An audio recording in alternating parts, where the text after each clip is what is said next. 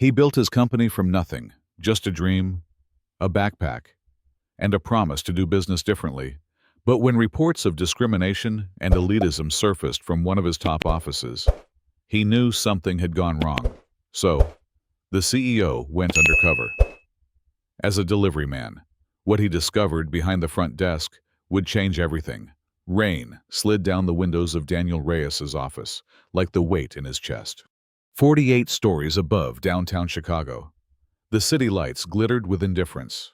In front of him, on his polished desk, sat a stack of misconduct reports, formal complaints from clients, anonymous notes from interns, quiet warnings from vendors.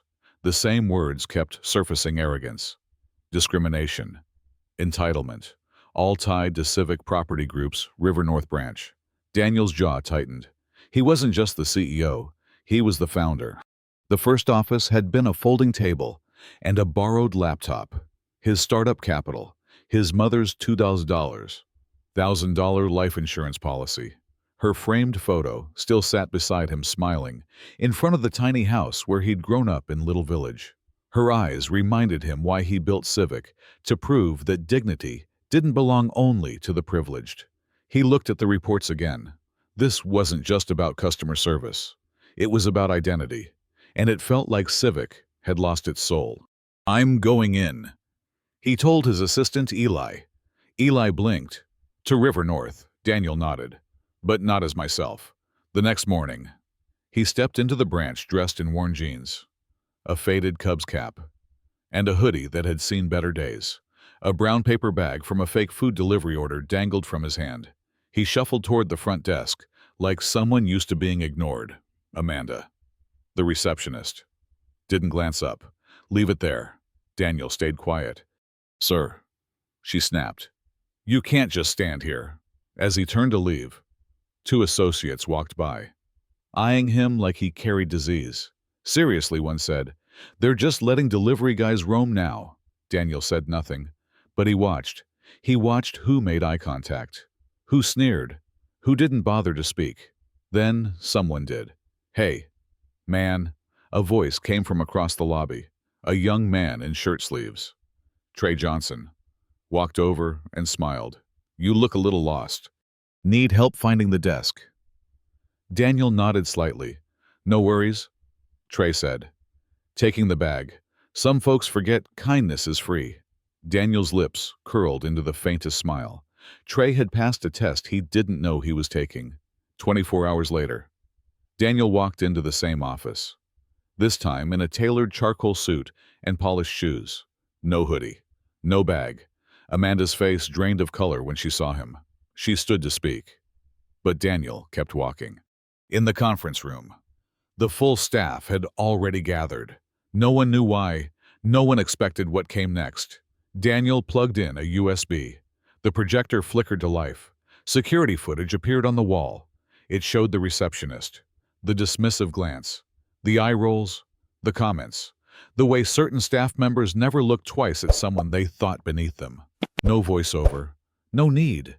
When the screen went black, the silence was heavier than the rain outside. Daniel turned to them. "Is this who we are?" he asked. No one answered. He placed the delivery bag on the conference table. "I started this company with a backpack and a dream.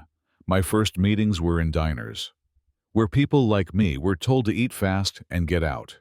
I built Civic to prove that a company could rise without stepping on people. But this," he gestured around the room, "this isn't a high-performing branch. This is a warning sign." He paused. "You didn't know who that man was yesterday. You didn't know what he might be carrying or surviving. You didn't need to. All you needed was decency." He looked at Trey. "And one of you remembered that. Amanda and 2 senior staff were quietly let go after HR reviews. A few others received written warnings and were placed under supervision. But Daniel didn't come just to punish. He came to rebuild. Trey Johnson was promoted on the spot. You didn't show kindness to get something." Daniel told him, "You gave it because it mattered. That's leadership." Trey, wide-eyed and overwhelmed, accepted with humility. The culture began to shift. Daniel mandated monthly, ground-level days.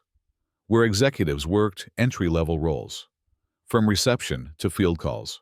It wasn't just optics. It was about perspective.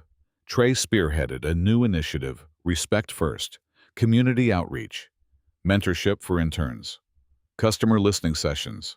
Slowly, something in the air began to change. Clients noticed, so did competitors.